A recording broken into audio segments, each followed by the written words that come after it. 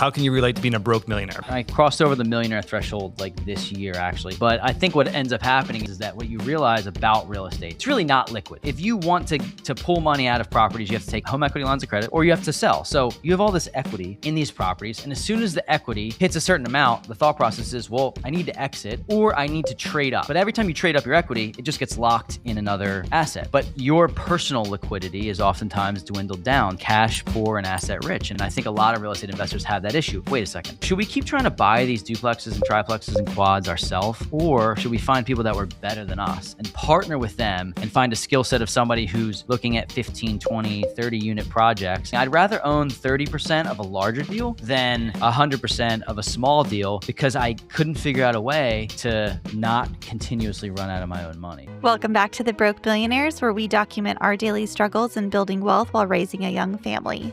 Join us as we talk creative wealth building for everyday people and couples that are struggling in a down economy. I'm Lauren. And I'm Joshua Masari, and we'll be your hosts.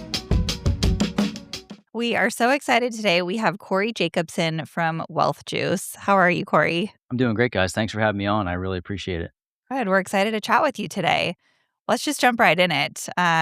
What is the biggest lie that people are being told about getting rich through real estate right now? Oh, man. The biggest lie is that cash flow will set you free, I believe. And I think if you were telling the story in 2010, 11, 12, 13, in that range, I think that when nobody wanted to invest in real estate, by the way, I think the story was go buy 10 rental properties, let the cash flow pay for your lifestyle and go live on a beach, or that is attainable through 10, 12, 15 rental properties.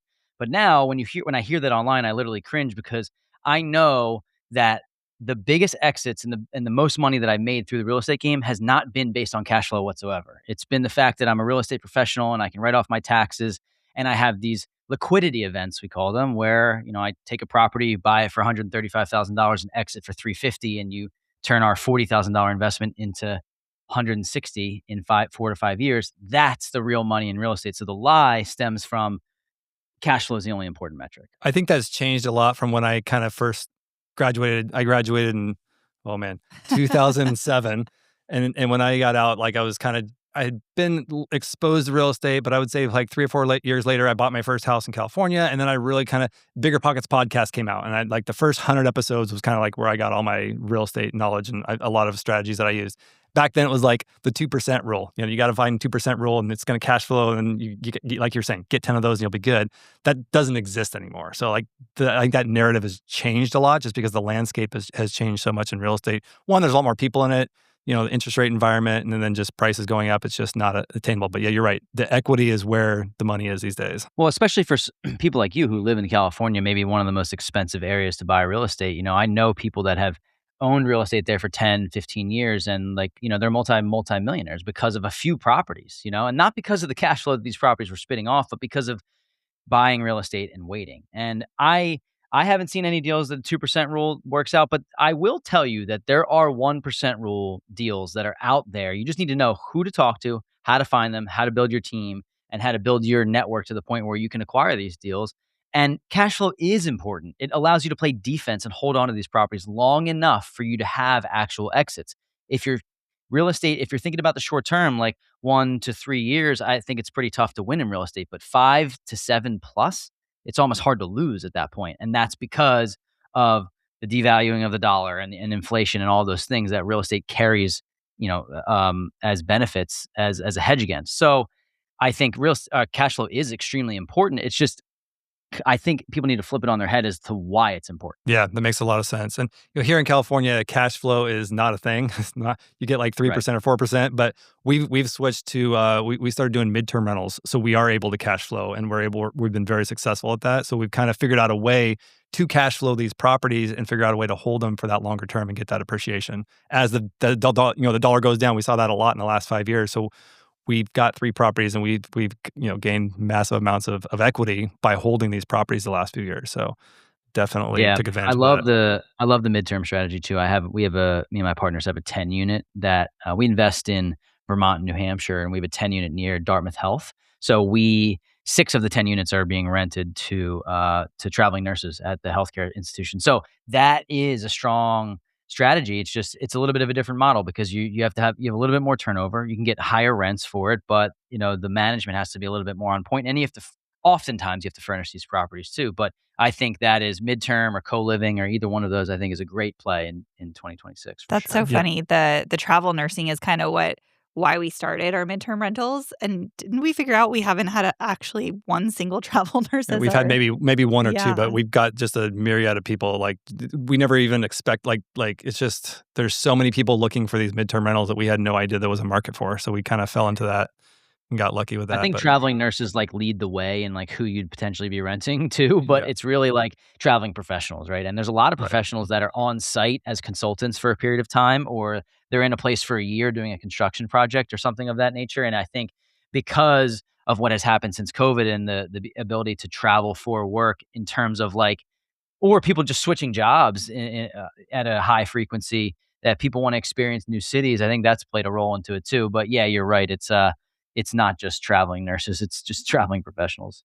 Yeah, for sure. Yeah. All right, I want to ask a question a little bit about you yourself. What were you doing before you got into real estate? Yeah, this is a good question. So I actually I'm in Philadelphia, and I actually worked for the Philadelphia 76ers, and I ran their youth program. So I'm a basketball junkie at heart, and what I realized is that they pay the players a lot more than they pay the rest of the organization. And you know what? They should, because that's the product that they're putting out on the floor. And it should work that way. But I was making like $35,000 to run their youth programs and working crazy hours. I loved it. It was like the most fun I ever had. But my boss told me, I really want to keep you here. I can get you to $40,000 or $45,000. And I was 26.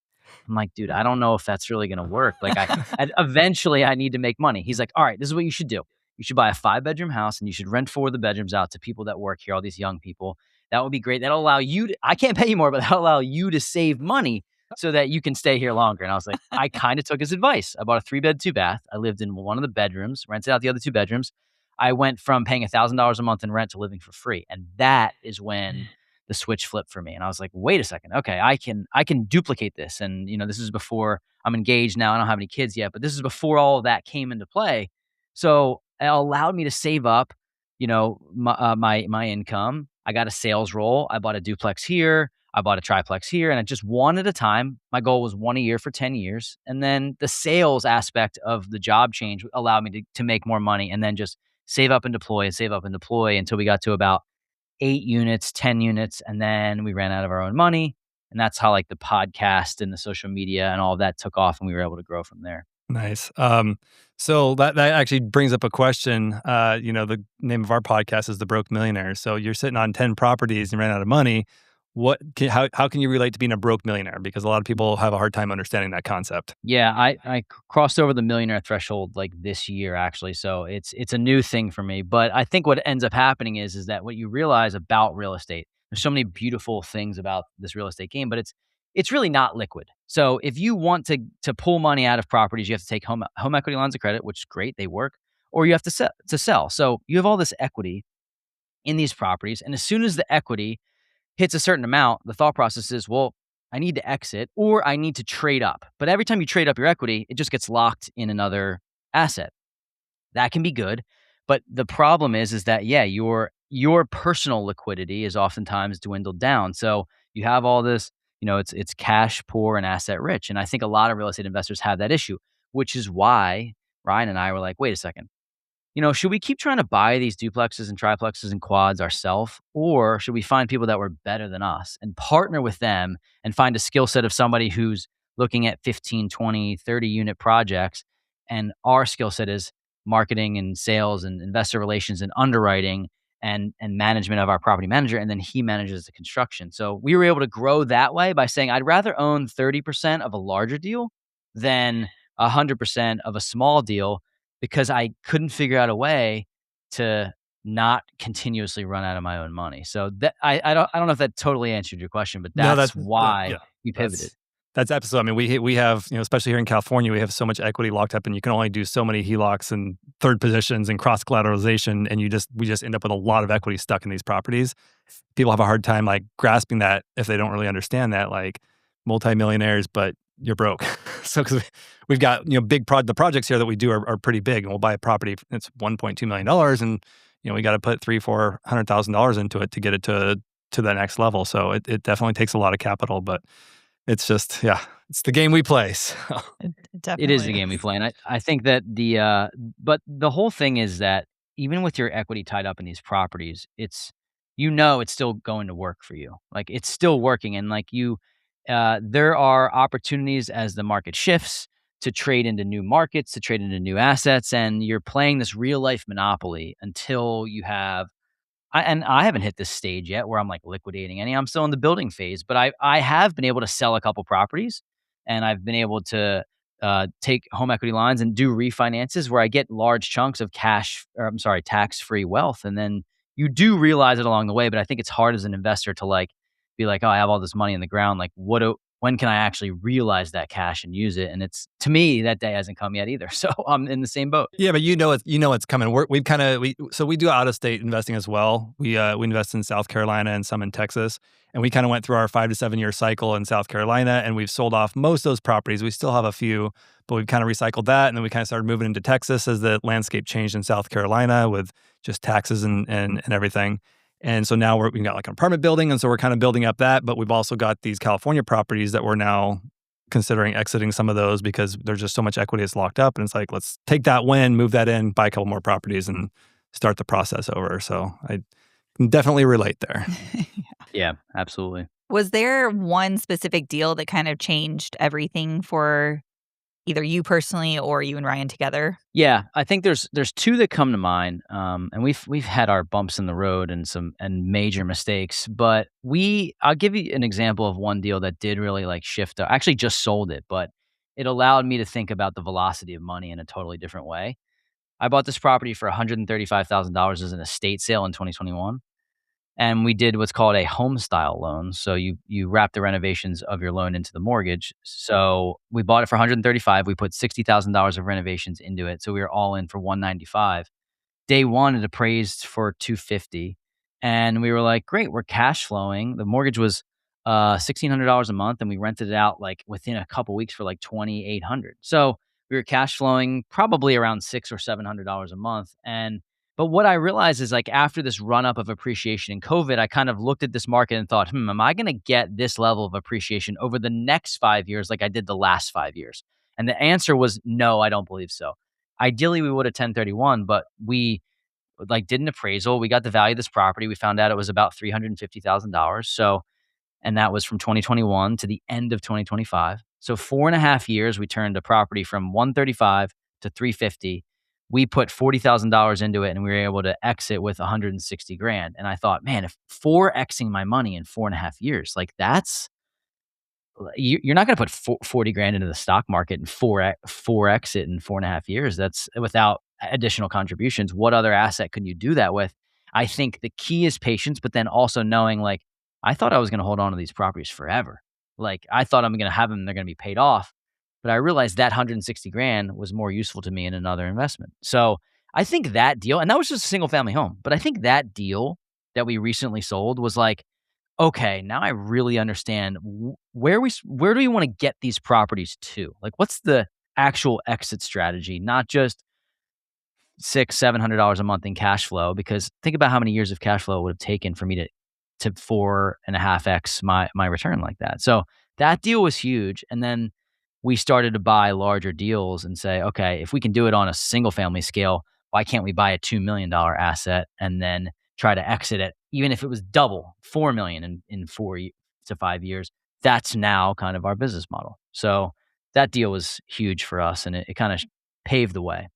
What do you think that deal taught you that a lot of beginners miss? I think patience, really, because I can tell you, this is one of those deals when we were more in the weeds in our business, and we were at the property and we were fixing stuff, and we had a contractor who was like more of like a handyman, but he served as a contractor, and he was great. He did a lot of stuff, but he was calling us every day, and then once we put the management systems in place, I realized I could remove myself from that. But really, patience. That's what it was, because I couldn't see the money. I'm not looking at it in my bank account growing steadily at 10% or whatever it is in the stock market. It was like, when is the right time to exit this? And I realized I had never been through like a real, true, full cycle of real estate.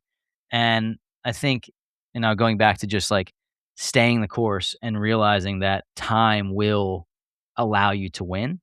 As opposed to, I think what happens is you kind of feel like you need quick wins. I want to get rich quick. And real estate is not fast. It never has been. I don't think it's designed to be that way. And I think the more people that talk about it in like trying to get rich quick, I think it's opening up the door for the wrong people to try to get involved. That's kind of my take. Yeah, no, that's good. Everyone thinks real estate. The first thing that comes to mind is flipping because of all the shows and stuff. So they always think flipping, and they made this amount of money. We don't flip. I don't like flipping. There's so many negatives I think about flipping. Yes, you can make good money. I'm not knocking it because there's people that do well at it, but there's a lot of risk. We've known people that have lost hundreds of thousands of dollars on single deals when the market turned a couple of years ago and they got stuck holding the bag. You can't do anything with the taxes. It's literally just income, and it's really hard to offset that. So, our strategy is we'll hold for a while, get it renting, and then if we do exit, we've got a lot more options. We can 1031 because it's been a rental property. We've got time and we can strategically plan it. Now that here's the thing. Now that bonus depreciation is back, we were holding this one big property that's been it's a very high carrying cost, and we're like, was this the right move? I don't know. And people are like, why don't you just sell? And we're holding on. And all of a sudden, the tax laws changed this year. So now we're looking at a very large exit on this to be able to get that. And now we've got an option to be able, and it's been renting. So we have an option to 1031 some of it, and then also acquire more properties and take bonus depreciation to offset that. So yeah, holding like for the right time is huge rather than just get in, get out. I think that makes There's a lot no of real sense. right time, right? Like who knows when the right time is? Yeah. There's no crystal ball. And I think that you just make the best decision that you can with the information that you have. But I would agree, flipping is owning a business.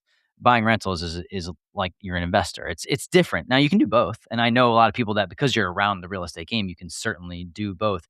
It's a lot harder to make, um, rental properties work today. But to your guys' point, you're in California. You're not buying rental properties in California. You're buying rental properties in Texas and South Carolina. There's members of our community that we teach. I started in my backyard, like Philadelphia, New Jersey. That's where I was buying rentals. And then I realized that the landlord, like tenant laws were not really favoring me in New Jersey. And the prices started to skyrocket. So we started to go to other markets. But you can find deals that are $120,000, $150,000 properties that rent for $1,700 a month in markets like Indianapolis, Indiana, or Milwaukee, Wisconsin, or Detroit, Michigan, or Augusta, Georgia, just to name a few. That you don't need to live near these properties, and you guys are living proof. Like you don't need to live there. I think people think, oh, back in my backyard, paint on my jeans. I'm the landlord. Like if you think that way, you're gonna get stuck in that way. And I think as soon as we started to go out of state, actually forced me to not be the one being at these properties fixing stuff, allowed me to hold on longer because I wasn't thinking about all the problems that could come up with these properties. I think that's the emotional decision that a lot of people make. It's like, well, I literally was coaching my good friend through this. He's owned properties in Philadelphia for like 6 years. And he texted me. He's like, I really want to get rid of this. And I was like, what are you doing right now? He's like, I'm fixing this lock on this door. I'm like, yeah, you're at the property trying to make an emotional decision that you don't want to be at this property. I was like, why do you hire a property manager? He's like, I don't want to pay them. I'm like, how much are you cash flowing? He's like, well, my mortgage is $2,900 and I pay $1,300. I'm like, what are you doing, dude? Like, get a property manager. You'll lower that cash flow from $1,100 a month to $900 a month and not have to be there fixing, locks on your door. So it's because he lives in the area, he thinks that he has to do it all. And that is the shift that we made in our business that changed things. And I think there are a lot of people that can do out of state investing. They just don't know how to do it or how to build the right team. And I think that's what separates like people that really want it from people that are like, oh, well, there's no deals in my backyard. I don't know where to look. Sorry, I guess I can't invest in real estate. I guess I'm not rich enough. Yeah, no, it's so good, especially people that are in markets where it's harder to get in. They use that as an excuse where, we've got a portfolio in South Carolina, in upstate South Carolina, and then also in kind of like suburb areas in Texas. We've never been to either state. I've never been to South Carolina. I've never been to Texas. I've never been to the cities that we own properties. I've never even been there. For all I know, they don't exist, but I know that the cash flow is real. I know the equity is real because when I exit, I get the money, so it all works out. But we find that's people that brilliant, though. By the way, that you own properties and you didn't even go there in the beginning, like to start to Never. look at these properties at all. And I think that scares people, but the numbers don't lie. And building your team is the most important thing. So I know that you have boots on the ground over there that are clearly doing the work, or else you Right. it Yeah, would no, work. absolutely. I got a partner in South Carolina, a girl I actually went to high school with. She's a realtor out there, became an investor. And so she's my boots on the ground. She'll go walk it. Cause like you see something looks pretty in the pictures and it may look nice, but you don't know that it just totally like smells like cat urine or it's got like mold. Like those are things you don't see in the picture. So she'll do the walkthrough, do a video walkthrough with FaceTime. She'll point these things out. She'll go in there and be like, the floor is caving in. You don't want this house. So like those things that I wouldn't normally see and might end up buying something bad, I get that feedback because a home inspection is only going to tell you so much. Home inspectors have missed major issues in properties we bought. So having somebody that actually knows what they're talking about to walk the property is so huge. I think. Yeah, I agree. What would you tell someone listening today if they have $20,000 to invest? Like, what strategy would you tell them to kind of run with? Okay, this would depend to me at the stage of life that you're in. So, there's a couple ways to do this. So, if you have $20,000 and you are single or maybe don't have kids yet, I still think you should house hack. And I still think that will set you up financially. Now, what does that mean? You could do what I did and share rooms, not share rooms, like share rooms in your house, basically. 3 bed, 2 bath, live in 1 bedroom, or you don't even need to go that route. You could buy a duplex, a quadplex, a triplex, whatever it might be, and live in one unit and rent out the other units. That is still the best way to be a landlord on training wheels, like, and learn the game and learn what to do, what not to do. Get your organizational structure for your management in place. Start to build your local team. The stakes aren't as high because you need to pay for housing some way, right? And you're there. So that is still, in my opinion, the best way. And the problem that people run into is that they think, well, you used to be able to live for free. Well, let me give you an example. In Philadelphia, if you were to get a downtown apartment and you were to get a nice place for, even if it was just a 1 bed, you're paying probably $1,800 or $1,900 a month, and which I know probably in your area is like a joke. That's like not even possible. But just bear with me here. So, or $2,000 a month for a really nice place downtown. You don't have to try to live for free. But what if you could reduce your expense from $2,000 a month to $800 a month, and then you have $1,200 a month of delta that you're able to go and invest in whatever you'd like to invest in. So that's the lowest barrier to entry without a doubt. We tell people if you have $20,000 to $30,000, actually, that it's funny that you mentioned 20 because about 20 to 30 is like where we say, okay, you're ready to potentially start. Now, you can go buy a $110,000 property in Detroit, Michigan, and people think Detroit is shitty everywhere, but it's actually not. Like there's a booming economy in Detroit, and you can buy a property that's $110,000 that rents for $1,300 a month, and you can have a property manager, you can build a team, and you can start that way. You'd probably need 20 or so to get into that property, depending on repairs and everything, if you're going to put 20% down. So there are ways to do it. And I think it's either if you're young and you're hungry and you don't have kids, house hack. And if you do have kids or you're just not in that stage of life where you want to house hack, go to an area where you can get in the game. And that might mean buying a property that's $150,000 instead of buying a property that's $600,000 because you can trade up to that equity and that equity position at some point. But don't try to wait 10 years until you have it saved up to try to go buy an $800,000 property if you can get in early, because then your properties will buy you properties, not you at work. And I think that is probably the biggest misnomer. People just don't think they can do it because they don't know where to look or how to find it. I love that you said that so much because I think so many people's mindset is like get into a house and just kind of stay there, right? They don't have that kind of goal of working their way up. And or they think that they sell it to get the next one. They don't think about leveraging it or Yeah. using that property to buy two more and build it Right. up that way. And then also Well, what you think said about it this way. before kids. All right, go Oh, ahead. no, I was going to say before kids is probably the biggest thing because that's the one thing we say is like, we wish we would have started this earlier because now we have 4 kids that are 6 and under. And so doing this with 4 kids has been quite the challenge for sure. Well, that's a busy household. That's a rare thing too, Yeah. which is, and if you do have that, I don't know any way that you could house hack at this stage, nor would you want to, right? Right. You want to live your life and you want to have, enjoy your space. But I will say, I think one of the biggest mistakes that anybody makes, and I know it's so much harder to buy a home now, just a primary residence than it used to be, but I think the biggest mistake that people make is just going and trying to buy their dream home before they own any other real estate. Mhm. And my whole thing is like, I'm 34. Marriage, kids, all that stuff's on the way. Like, I want the big life in the house and all that stuff, but I have delayed the gratification so much so that my houses are going to buy me my dream home, not my income. So buying a house hack and buying a duplex and buying a quad and then trading up all of those properties. Like Barbara Corcoran says, you can have the house on the hill, but you just got to buy the crappy house first. And I think there's an ego thing that goes along with it that people do not want to do that. They say, well, I deserve this. Well, sure, you may feel that way, and that's fine, but it's hard to go backwards and start over. If you start and get in and buy a crappy house and learn all the mistakes and do it that way, then the trading up process ends up being not even your own money. It's the money that grows with the market. So that's the biggest issue I think people have is they buy a house, they max out their DTI, and they're like, well, I'm spending $5,000 a month with this home. Now I don't have any extra money to go invest. Well, you did it in reverse. That's the problem. So it's people listen to this. I hope they don't feel bad. It's like you can fix it. It's just harder to fix when you're on that side of it than if you had started the other way. Yeah, for sure. We've here in California, my first property that I bought before we were married, I bought with an FHA. This was in 2011 when property prices were like lowest they've ever been. I pulled out money out of my 401k and it was 3.5% down. I bought that first property.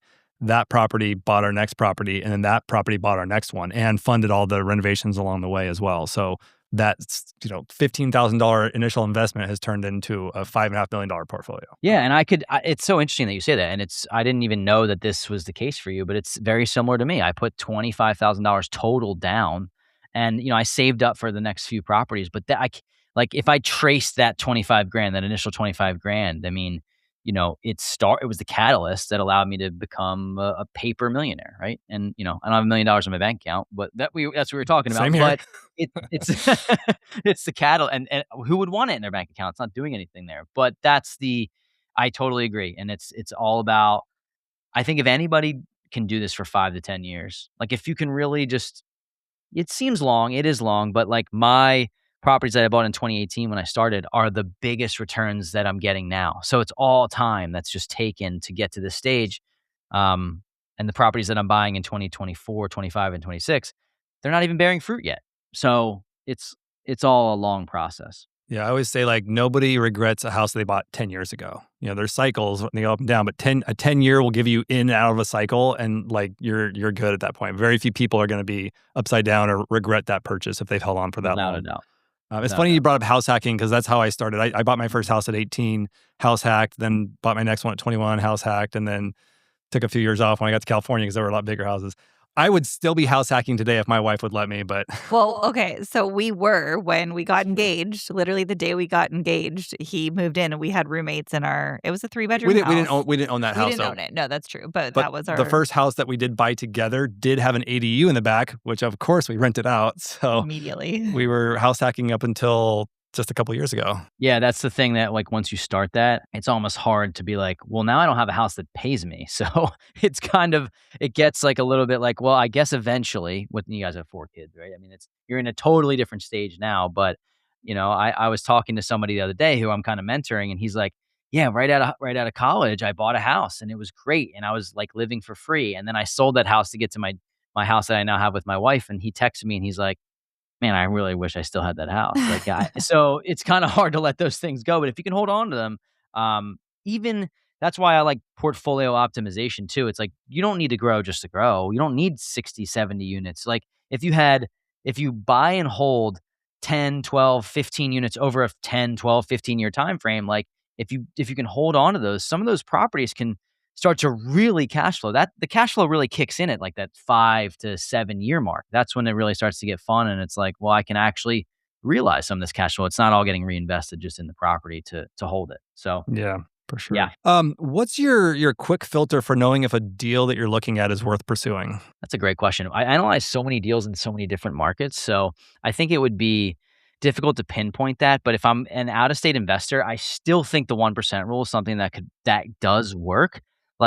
In any of these markets that I just mentioned, you can still find deals that are 150 grand that rent for $1,500 a month all day long. So that's still an out-of-state thing. But for us, we're looking at when we buy 5 to 20 unit multifamily in Vermont and New Hampshire now, what we're looking at is the infrastructure of this area. There's a big tech scene, there's eds and meds. But what I'm noticing is that there's a 0.4% vacancy rate in this area called the Upper Valley. And the problem is that they're about 10,000 housing units short of what would bring them current. So the demand for rents is just skyrocketing. So, that's not like a back of the napkin math thing that I can just walk through in 1 second, but the areas that have high rental demand, and why is that? And sometimes it's highly regulated areas because builders are not able to build. And I know California is like this too. That's why the ADUs came into play, is because builders weren't building, and you have all this area on people's yards, and they're like, this is the only way to sort of make a dent or an impact on the affordable housing crisis. So you have all these properties with ADUs. And I think that was a long-winded way, a roundabout way, but I think it depends on which market you're looking at. Yeah, that's true. Market is very market specific on some of these strategies and the things that you see in the landscape. So yeah, for sure. Yeah. Is there a strategy that's working really well for you right now that a lot of people aren't talking about? The way that we buy right now is, now we can teach people to buy all over the country, like in trying to get started. But the way that we personally are buying right now is I mentioned this a little bit, the 5 to 20 unit. Since 2023, we've bought 5 properties. We have a 17 unit under contract. If all goes well in the next day or so. And what we've learned is that the 5 to 30 unit is like above the retail house hacker or somebody that's obviously buying a dream home, right? But you're kind of below the institutional dollars. So there's not that many large institutions that are looking at 10 units, right? So you have this like little middle ground that I think has been forgotten. And that strategy has worked well for us to be around an education institution or a healthcare institution and kind of feed into what's called a micropolitan. And that is, a micropolitan is like it's like a small city of like 50 to 100,000 people, where I'm not looking in like Philadelphia or Chicago or LA. I'm looking at these smaller cities where there's a total infrastructure and need for housing, but you're not necessarily competing with like huge institutional capital. So that to us has opened doors to have deals sent to us by our relationships, because they know that we're going to continue to buy. And if we get above that 30 to 40 unit mark, there's just a lot more competition. And that's what we found. So I think there's a lot of investors that are doing this, but we've just carved out this niche, and it's not even in my backyard. So it's enjoyable for me to go up to visit these properties and continue to grow that way. Now, are you buying these yourselves? Are you buying these with investor money, or how are you acquiring these properties? How are you funding them? Yeah, so good question. So me and my partner, Ryan, are co-GPs on with one other partner. His name is Sean. And so the three of us are going, and we're doing all of the work that GPs do, which is underwriting the deal, putting the lending together, marketing the deal, investor relations, managing the property, doing all of the legwork and the groundwork. And then we're raising investor capital from limited partners. So, we might have friends, family. We do 506Bs, which is people that are in our circle, in our network, and people that we've been connected with that have grown to like and trust our brand and follow us for a while. Some on social, some just in our like personal spheres. So we raise investor capital from LPs. We aim to double their money in 5 to 7 years and exit. And that's the way that we've been able to grow. Hence me saying, I was just running out of my own money. I'm like, how do I get a piece of these deals without, consistently running out of my own money? And that's been the way that we've been able to do it. Yeah, that makes sense. Okay, I got a good question for you. This is kind of a controversial question, and we've talked about this before, but is real estate actually passive? The only people that it's passive for are the people that I were just talking about, limited partners. That's who it's actually passive for. And it's as passive as investing in the stock market for them, because the only risk that a limited partner has is their invested capital. As general partners, our name's on the loan. We're signing, and we non-recourse debt. So it's like, it's up to us, right? And we have the opportunity to lose further than the limited partners, but our priority is to them. So that is where it can be passive. Now, even if you're a long distance real estate investor and you're investing in, let's say you live where you guys do, and you invest in South Carolina or you invest in Georgia, it is significantly more passive than working your full-time job, but it is not 100% passive. And you know this, even if you have a property manager, because managing the manager becomes a little bit of a job. So I would never tell you that it's 100% passive, but I can tell you for a fact that it is, let's call it 75% or more passive than working your job. So it's, if there's a sliding scale of passiveness, then yeah, somewhat. Yeah, that's fair. I would even almost argue that limited partners are passive until things go wrong. I've got a syndication that I was in from like 5 years ago that just went bad, and a couple of them actually. And so now I'm having to get involved and make decisions on, to sell and take the losses, and there's lawsuits going around. And so you get a little more involved when things That is true. go bad. That is true. So, If something does go wrong, then it becomes a little bit, it becomes a little bit less passive. do you guys do anything in the short-term market? So personally, we started a few years ago, like in 2021, we bought a couple properties in the Pocono Mountains in PA, and we owned like a bungalow up there, and we still co-own about 40 units in the Pocono Mountains as GPs. We're actually looking to potentially exit from there right now in the next year or so. But then I have a personal property that I have in Tampa, Florida that I use as a short-term rental, just as like a kind of a lifestyle play that makes me a little money, but it's more so for me and my family to go visit because it is 70 degrees in Philadelphia right now, but last week it was 32. So in the winter, I like to try to escape, the Northeast. So short-term rentals is a whole different ballgame. It's like, by the way, I don't think Airbnb is dead. I think it still works, but it's like, as you know, being connected with people here in the boutique hotel space, you have to create that 5-star experience and the furnishing and the front desk of a hotel with the Airbnb. So we got into it as like, hey, let's try this. Let's see how it goes. And we've dwindled our portfolio a little bit, but I still have a couple properties that are kind of like staples that I'm using the fundamentals of long distance and long-term investing because they're in great areas and they're appreciating, but totally different business model. Yeah, no, it's definitely gotten a lot. I think it's gotten a lot harder in the last few years, and just oversaturation here in California. Most of the cities have outlawed short-term rentals, and that's kind of what got us into midterm originally. Because we were with the ADU, we were looking at doing short-term, but it wasn't an option, so we had to go midterm, and that kind of got us in the door there. And then we just started running with that because it was something that was allowed, and we just found carved out a niche for that. But yeah, the landscape is definitely changing. Yeah, and also it depends on what city that you're in, but I think that people, there's kind of like fear mongering that's going to be like widespread banning across the U.S. And I think that's BS. But I do think that what's happened in Dallas or what's happened in California is like cities may not want their neighborhoods filled with Airbnbs. And I think that's reasonable to think, but I do still think it works. And I think there's people always traveling. And like for me, if I'm going with me and my fiance, just the two of us, I'm probably going to stay in a hotel. But if I'm going with 4 to 6 people, like, I don't think you can beat an Airbnb, even as a consumer these days. So I think it just has to be with a superhost, with a guest favorite, and something that you have to get to that status if you are going to be an Airbnb. You can't just throw up pictures on your iPhone like you used to be able to do in 5 or 6 years ago. Yeah, that's really good. I like that. Tell us about a deal that almost broke you.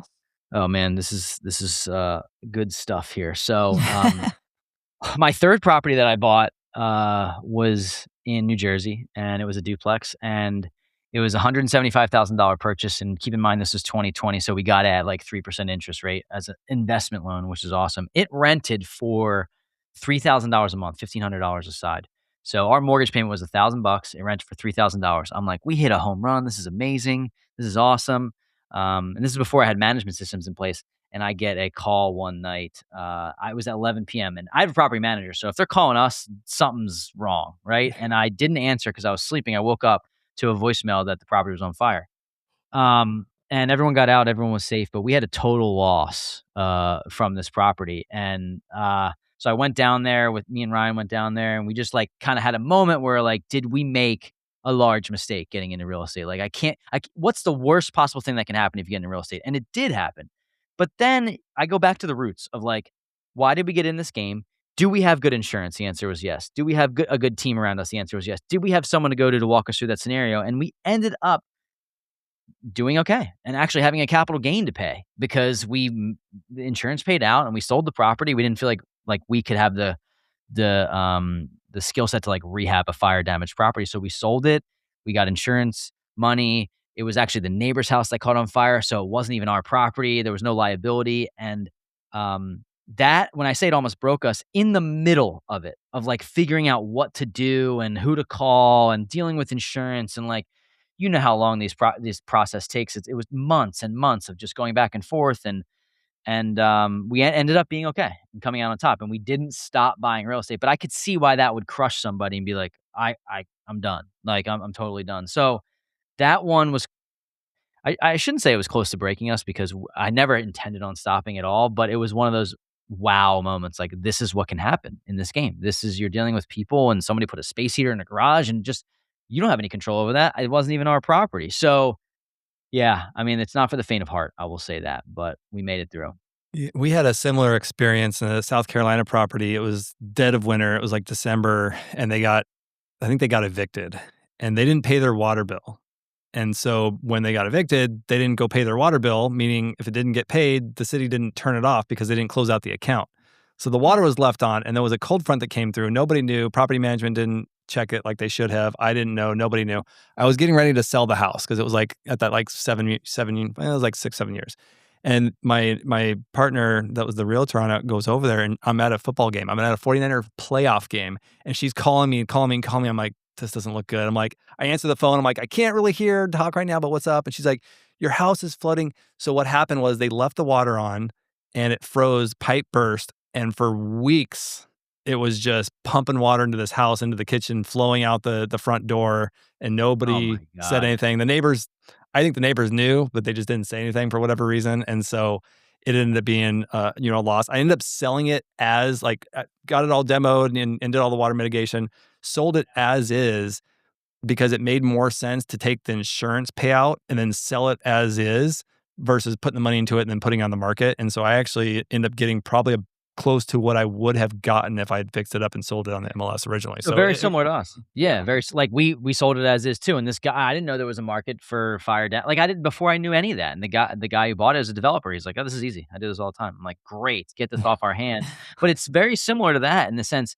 I think the hard part about the real estate game is that you're at the 49ers game and you're enjoying yourself, and the agita that comes from that call, you're like, oh man, I don't want to deal with this. And I think, but if you buy enough properties and you buy them right, the rewards on these, I mean, 10, 20, 30, 100x the downfalls of what could happen. And that's why you have good insurance. So I'll never skimp out on insurance ever. And we haven't, but I'm just so glad that we had the right policy and, landlord coverage, umbrella policy, all that. And I always teach people in our community, like, this is real life. Stuff can happen, but if you're protected, you're pretty insulated from it, and you can be okay. And I had a similar situation, like my property in Tampa. I had no damage, but they had 2 hurricanes in 2024, and it's like, you're like, okay, like, this is the kind of the price you pay to live in paradise a little bit, and it just, it's a little bit nerve wracking. But I can tell you, I would have not anywhere near the optionality or the lifestyle or the fun or the money that I would